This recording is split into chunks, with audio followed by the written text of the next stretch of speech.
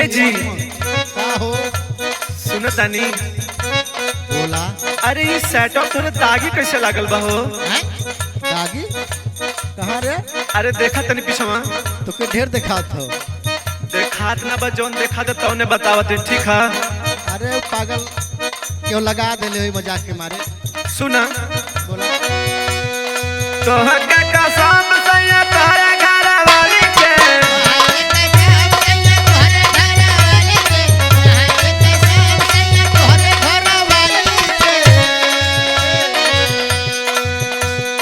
तो हक का शाम सैया तारा घर वाली के कहां से दगिया लगला कलाली के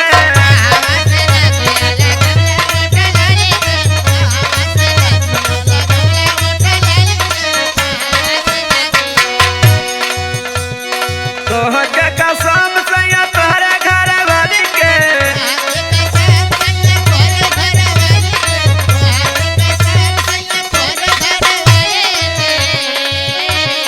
तो हक का शाम सैया तारा घर वाली के कहवा से दगिया लगला कलाली के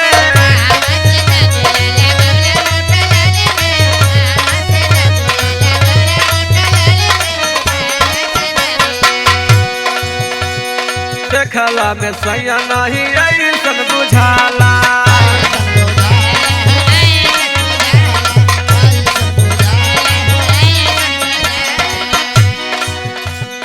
कहां से अइला रात के मुँह काला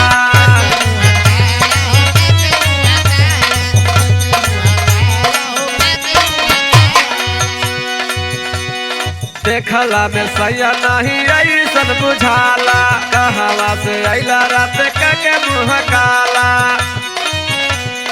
बाटे कौनो दूर के कौनो बगल वाली के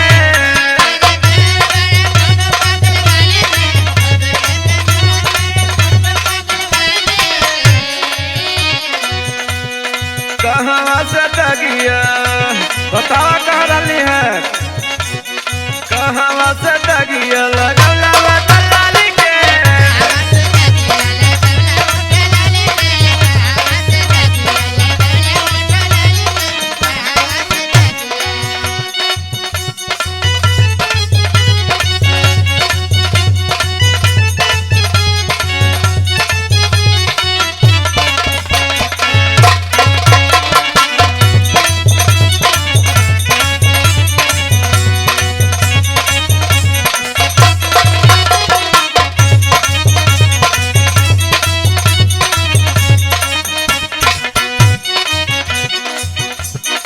अपन उमर के न तनिक खियाल बा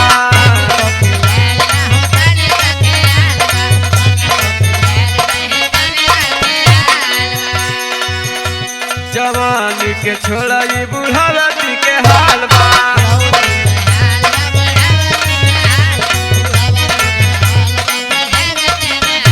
ए जी सुने तनी खूब सुनत है भाई देखा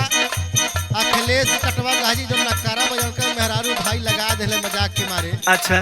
काहे इतना अच्छा लगावत हो हमरे ऊपर हो लेकिन का करी ऐसन कमो के क्या बड़ा सुना अपन उमर के न तनिक खियाल बा जवानी के छोड़ई उड़ावती के हाल बा याद बा धरल जब रहला संग साली के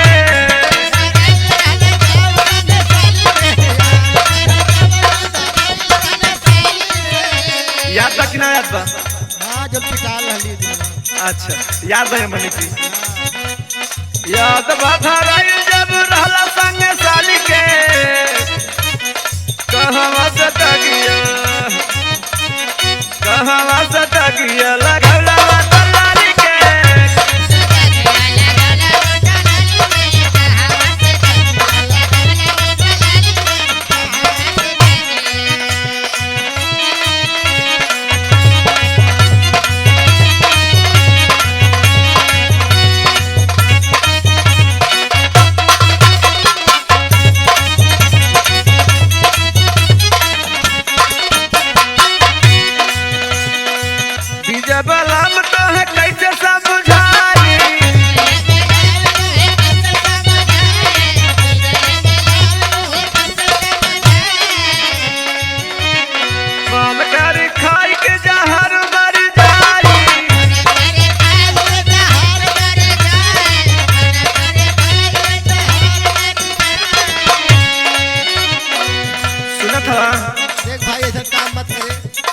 जब तोहार आदत ना सुधरी ना तुम इहे करब नहीं तो हम और राड़ हो जाब रे। रान हो जाइबा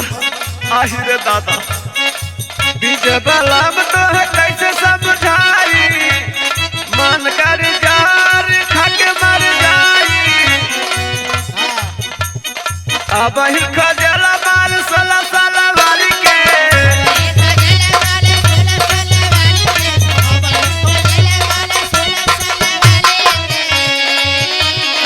अब ही खजला माल 16 साल वाली के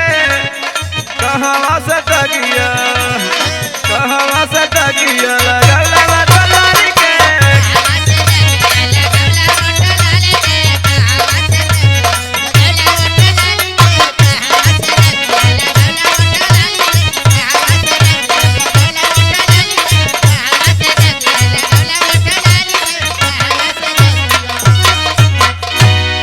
अरे 16 साल वाली बुढ़वा के पति कौन हो रे?